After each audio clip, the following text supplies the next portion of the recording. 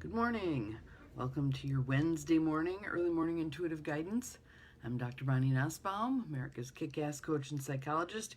Here are some wonderful words of wisdom for us to ponder for the day and move ourselves forward. And Facebook is doing its weird thing again, so my flip screen is not working today. And we'll see what we end up with. But I'm going to show you the card deck anyway because, good morning, Luann. Welcome, welcome. Sometimes people like to get their own card decks and pull a card for their day. And so seeing the cover of the box sometimes is helpful. Good morning, Diane. Welcome. So here is the box cover. Power of Surrender deck by Dr. Judith Orloff. And that is where our card is coming from today.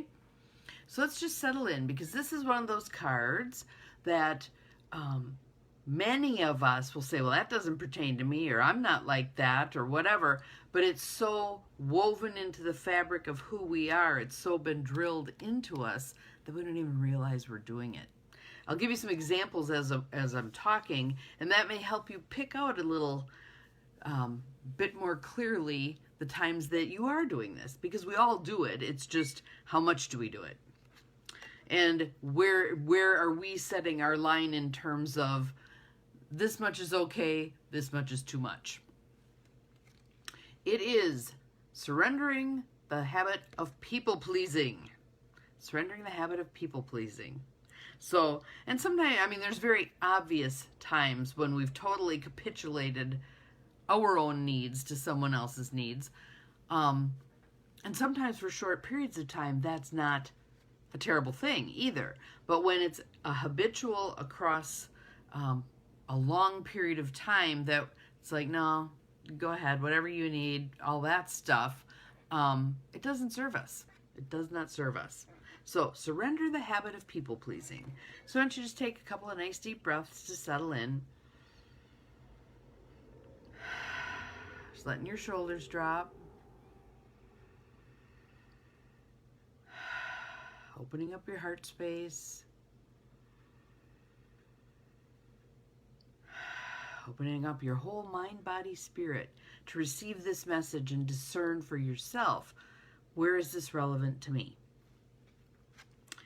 Surrender the habit of people-pleasing. Speak your needs and be true to yourself. Speak your needs and be true to yourself. Focus on your own happiness instead of always trying to make everyone else happy. Now again, this is about finding balance with this. Certainly one of our reasons for being here on earth is to walk beside others on their earth walk, to be of support, to be helpful, to be a caregiver here and there. But there must be the balance with, and how am I doing those things for me also? Am I allowing myself to walk my own path? Am I allowing myself to speak my truth with regard to what do I need and what do I want? And oftentimes, I think this card is especially applicable to women. We've been taught to be a nice girl and subrogate all of our needs to everybody else's needs, to the point where one of the classic areas where I see this happening, and it's a small example and it may not be all that big a hairy deal, but it clearly shows the pattern and hopefully can be a portal into helping you see where this pattern shows up in other areas of your life more malignantly. So, and that's in going out to dinner. So where do you want to go to dinner? I don't know. Where do you want to go? Well, I don't know. What are you hungry for? I don't know. Anything's okay with me. Whatever you want.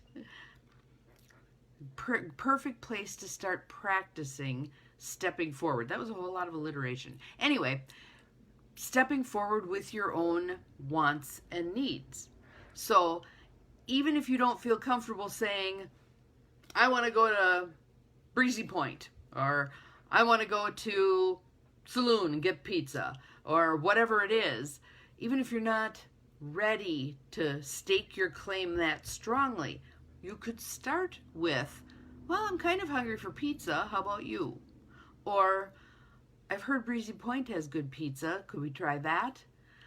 Something where you're putting forth some energy of opinion, and then let's see what happens.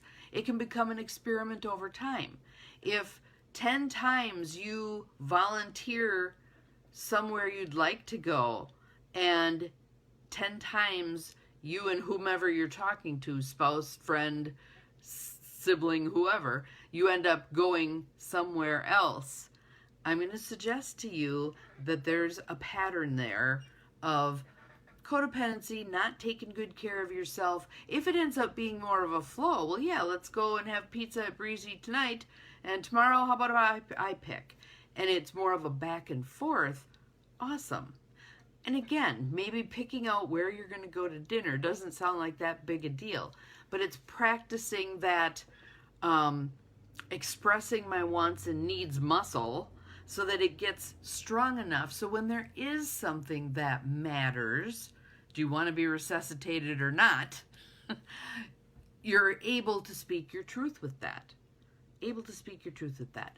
And with something big like that, if you aren't comfortable navigating your way through the other person's potential reactivity, you're going to be in deep shit trouble. So let me give you the example with that. So if it's a husband and wife, and the husband says, no, I don't want to be resuscitated, no heroic measures, none of that stuff. And the wife is like, oh, but I really would hope that you would allow them to do X, Y, or Z. Rather than caving in to someone else's desires for you, for your body, your corporeal being, it hopefully would open up conversation. Well, let's talk about that. Why would you want me to be willing to be intubated? Why would you want me to be willing to, whatever it is, but have the conversation? I'm curious. Let's talk about this. And let's talk about this when it isn't on the table. Not when we're in the rescue squad on the way to the hospital. That is not the time to talk about it, all right? Get all that stuff taken care of first. So at this point, you can start doing it with questions. Hey,